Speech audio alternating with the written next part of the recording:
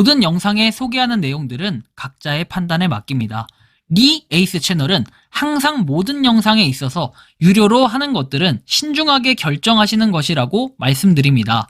아울러 무료로 하는 것들 역시 각자의 판단으로 선택해서 결정하시는 점이라는 것을 강조드립니다.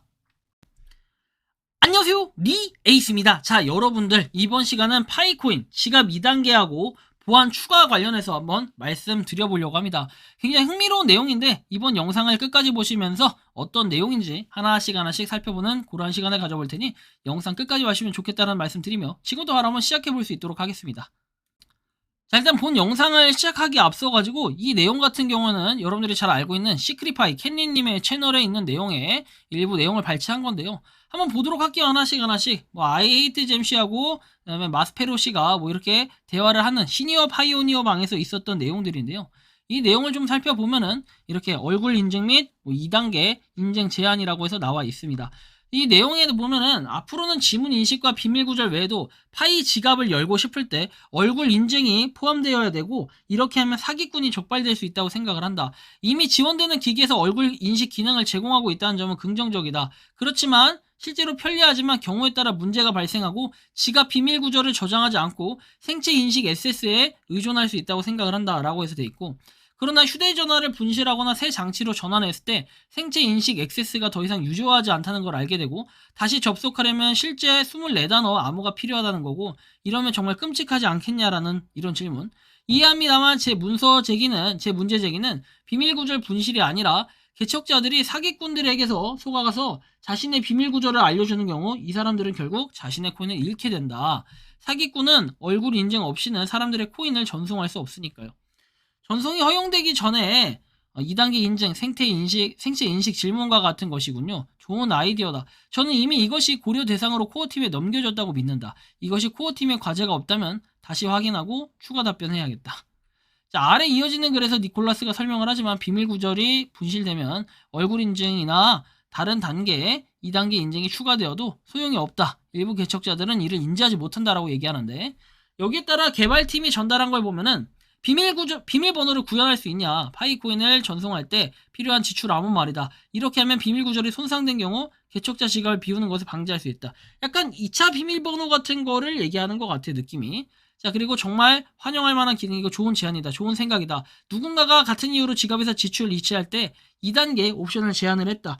제안을 개발팀에 전달한다. 이게 그 내용이에요. 2022년 10월에 뭔가 OTP 기능 같은 걸 얘기하는 거죠. 구글 OTP. 자, 그리고 나서 2단계 인증을 사용할 수 있게 되나요? 해서 23년 2월 AMA에서 나오지만, 다시 한번 말씀드리지만 이 질문에 대해서는 여러분들이 염두에 두고 있다는 디자인에 대한 설명이 필요할 것 같다. 2단계 인증으로 무엇을 하든 사용자의 비밀 구절을 알고 있는 사람이면 API 레벨에서 직접 블록체인의 트랜잭션을 제출해서 계정에 대한 전체 액세스 권한을 얻기 때문에 2단계 인증과 상관없이 전체 액세스 권한을 가질 수가 있다. 2단계 인증과 상관없이 비밀 구절만 알고 있으면 해당 계정은 사실상 게임 오버다라고 돼 있어요. 그러니까 우리가 쉽게 얘기해서 이런 거예요. 카이카스나 메타마스크나 이런 게 2차 인증 번호, 2차 비밀번호를 요구합니까? 그런 게 없는 것처럼 말을 하는 겁니다.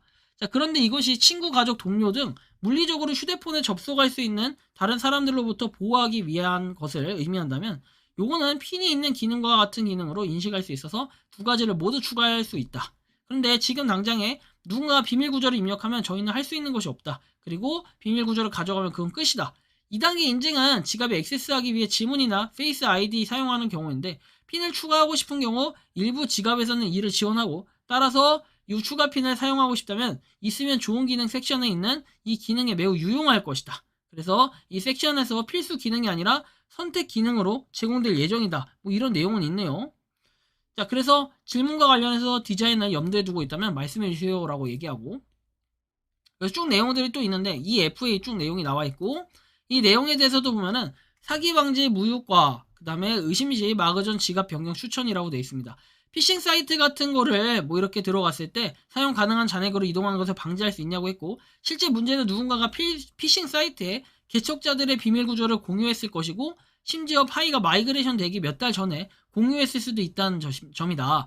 그래서 양방향 인증을 구현한다고 해서 그 문제가 해결되지 않는다고 했고, 그리고 마이그레이션 하는 순간 프로그래밍 방식으로 파일을 꺼내서 자신의 지갑에 넣을 수도 있다라는 이런 내용들까지 나와 있습니다.